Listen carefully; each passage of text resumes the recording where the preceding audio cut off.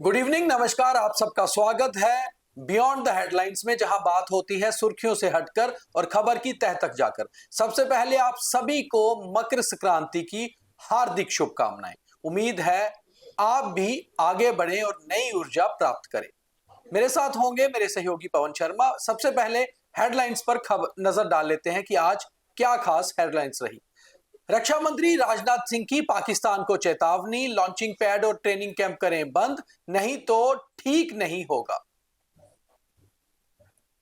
Line of control पर भारत के 6 जवान घायल, माइन ब्लास्ट होने से घायल हुए जवान एयरलिफ्ट करके सेना के अस्पताल में कराया गया भर्ती। फिलहाल खतरे से बाहर उनकी हालत। नेशनल कॉन्फ्रेंस अपनी गवर्नेंस पे ध्यान दे, स्टेटहुड वापस लाने का वादा प्रधानमंत्री मोदी कर चुके हैं, ऐसा कहना है बीजेपी का। राजौरी की रहस्यमयी बीमारी लगातार लोगों में आतंक फैलाती जा रही है। डेथ टोल बढ़ के 13 पहुंचा, एक बुजुर्ग की भी हुई मौत। और अब विस्तार से जानते हैं कि इन खबरों के पीछे की हकीकत क्या है। सबसे पहले बात करते हैं, आज अखनूर पहुंचे थे रक्षा मंत्री राजनाथ सिंह। उनके साथ लेफ्टिनेंट गवर्नर मनोज सिन्हा और मुख्यमंत्री उमर अब्दुल्ला भी शामिल थे वेटरन्स डे पर, जहां पर वीर नारीज और जितने भी वेटरन्स हैं वो पहुंचे हुए थे अखनूर में। और वहां पर राजनाथ सिंह ने वेटरन्स की तो बात की, सेना की तो तारीफ की, साथ ही साथ पाकिस्तान को भी चेतावनी दे दी। उन्होंने कहा पाकिस्तान लगातार हरकत करता है इन्फिल्ट्रेशन करवाने की, और पाकिस्तान में चल रहे लॉन्चिंग पैड और ट्रेनिंग कैंप बंद करने होंगे, नहीं तो ठीक नहीं होगा। एक बार फिर से पाकिस्तान को उन्होंने बॉर्डर के पास खड़े होकर चेताया। दीपक, बैटन डे जो है आज पूरे देश में मनाया गया है। भारतीय सेना का ये एक इतिहास रहा है कि जो भी उनके सैनिक हैं जो इस समय बैटरन हैं, उनके परिवार, वीर नारियां, उन सब का एक सम्मेलन होता है। अलग अलग डिस्ट्रिक्ट हेडक्वार्टर के ऊपर भी ये कार्यक्रम होते हैं, बड़े कमांड पे भी होते हैं। और जम्मू के अखनूर में आज एक बड़ा कार्यक्रम था, जहां पर एक म्यूजियम जो सेना के वो भी, उसका भी अनावरण किया गया। और साथ ही रक्षा मंत्री विशेष तौर पर पहुंचे थे। जम्मू कश्मीर के उपराज्यपाल मनोज सिन्हा, सीएम उमर अब्दुल्ला और तमाम सेना के बड़े अधिकारी मौके पर थे। और वहां पर ललकारा गया है पाकिस्तान को एक बार फिर से कि आप अपने वहां पर जो आतंकी नर्सरी है उसको बंद करिए। जिस तरीके से वहां पर आतंकियों को ट्रेनिंग दी जा रही है, लॉन्चिंग पैड्स हैं, जब तक आप उनको कंट्रोल नहीं करते तब तक कोई भी नेशन आपसे बात करने को तैयार नहीं होगा। तो ये सीधे तौर पर धमकी है कि अगर आप सही तरीके से आतंक पर काबू नहीं पाते हो तो भारत हो सकता है कि बड़ा एक्शन ले, जैसा पहले 2-3 बार लिया जा चुका है। और ये जरूरी भी था पाकिस्तान को चेताना, क्योंकि इस समय एलओसी के ऊपर और इंटरनेशनल बॉर्डर के ऊपर पाकिस्तान की तरफ से बहुत ज्यादा कोशिशें की जा रही हैं, इन्फिल्ट्रेशन की, ड्रोन्स की ड्रॉपिंग करवाई जाए, वेपन्स और ड्रग्स की। तो ये एक चुनौती थी पाकिस्तान को। और मुझे लगता है कि रक्षा मंत्री ने साफ शब्दों में कहा है कि अपने लॉन्चिंग पैड और टेरर जितने भी कैंप हैं उनको बंद करिए, उसके बाद ही आपके साथ कोई भी नेशन जो है वो बात कर सकता है। जब रक्षा मंत्री अखनूर में थे उस समय ही राजौरी में एक धमाका हुआ। लाइन ऑफ कंट्रोल पे हुए इस धमाके में 6 भारतीय जवान घायल हो गए, और जो जानकारी है कि एक माइन ब्लास्ट है। वहीं लगातार कोशिशें पाकिस्तान की ओर से भी हो रही हैं कि कुछ ना कुछ हरकत की जाए, इसलिए सेना भी लाइन ऑफ कंट्रोल पे अलर्ट पर है।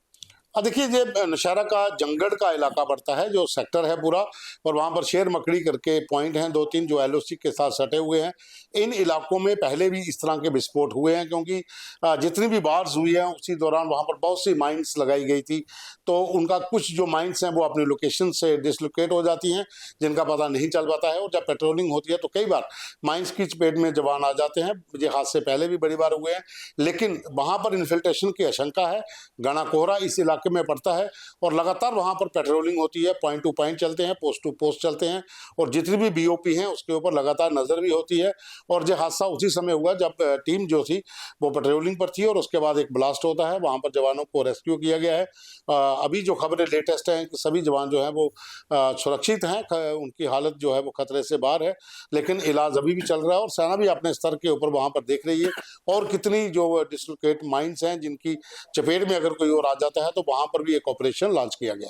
कल प्रधानमंत्री के कश्मीर दौरे के दौरान पीएम मोदी ने साफ शब्दों में कहा था कि मोदी जो करता है उस वादे को निभाता भी है। और उसी समय मुख्यमंत्री उमर अब्दुल्ला ने एक बार दोबारा से स्टेटहुड वापस लाने की मांग भी की थी।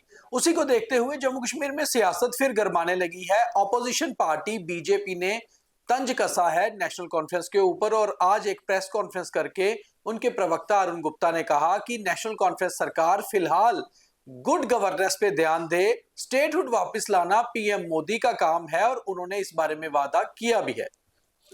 देखिए, सियासत की अगर बात आती है तो उमर अब्दुल्ला ने भी जो डिमांड्स पीएम के सामने की थी वो उनके ऊपर एक प्रेशर था। तमाम जो विपक्षी दल हैं, अगर भाजपा को छोड़कर बाकी वाले, जिसमें पीडीपी है, जहाँ बाकी इंडिपेंडेंट जीते हुए हैं, और नेशनल कॉन्फ्रेंस के भीतर से भी प्रेशर है कि आप स्टेट हुड की बात नहीं करते हो, आप 370 की बात नहीं करते हो, आप दिल्ली के दौरे लगातार लगा रहे हो। तो वो वहां पर कहना एक अच्छा संकेत भी था और उसके जवाब में पीएम ने भी कहा कि जो मोदी वादा करता है वो पूरा करता है, भूलता नहीं है।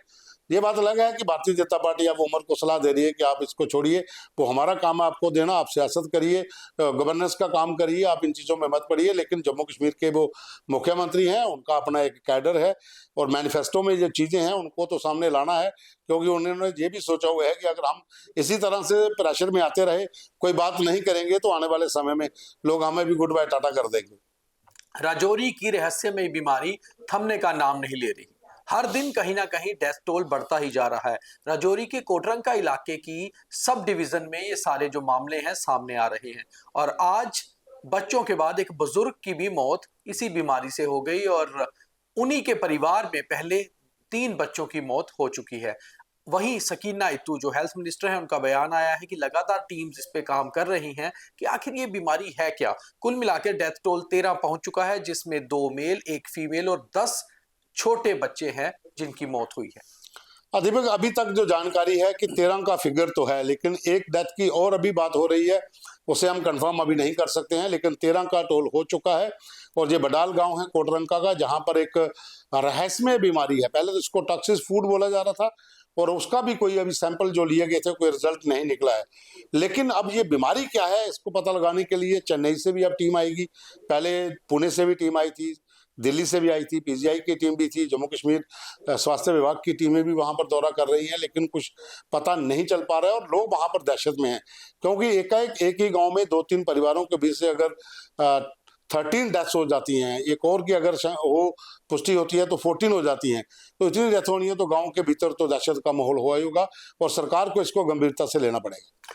जम्मू में एक नया ड्राइविंग लाइसेंस ट्रैक मिला है जम्मू को और कोट बलवाल इलाके में शुरू हुआ है। बहुत लंबे समय से मांग थी, क्योंकि जो ड्राइविंग लाइसेंस के लिए अप्लाई करते थे उन्हें ड्राइविंग लाइसेंस टेस्ट देने के लिए ही बहुत लंबे समय इंतजार करना पड़ता था, क्योंकि ट्रैक केवल एक था और उस पर लगातार भीड़ रहती थी। अब कोट बलवाल में शुरू हुए नए ट्रैक से शायद ड्राइविंग लाइसेंस जल्दी निपटाए जाए और रिलीज किए जाए।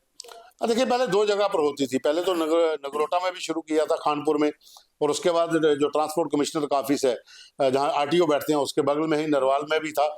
लेकिन अब जगह की तंगी जहां पर है, ट्रैफिक बहुत ज्यादा हो जाती है, भीड़ बहुत रहती है, और जो कोट बलवाल में जो पूरा ट्रैक बना वो काफी बड़ा है और वहां पर ऑफिस भी शिफ्ट किए जाएंगे अब, और एक बहुत बड़ी ग्राउंड है जिसके अंदर अलग अलग ट्रैक बनाए गए हैं और वहां पर ट्रायल शुरू हो गया है। आज ही वहां पर शेष महाजन जो ट्रांसपोर्ट कमिश्नर हैं, आरटीओ जम्मू, तमाम जो विभाग के अधिकारी हैं वहां पहुंचे हुए थे और उसके बाद ट्रायल वहां पर शुरू करवाए गए और शपथ दिलाई गई कि बिना पैसों के लाइसेंस मिलेंगे। तो अब देखना कि क्या होता है। चलिए, शपथ तो दिलाई गई है कि बिना पैसों के लाइसेंस मिलेंगे, मगर मिलने भी चाहिए और लाइसेंस भी सही मिलने चाहिए, ताकि ड्राइविंग का सिस्टम और रफ्तार सब सही रहे। उम्मीद है आप लोग सभी बहुत अच्छे से होंगे और हमारे ये कार्यक्रम कैसे लग रहे हैं हमें जरूर बताते रहिए, लाइक, फॉलो और शेयर करते रहिए। बहुत धन्यवाद।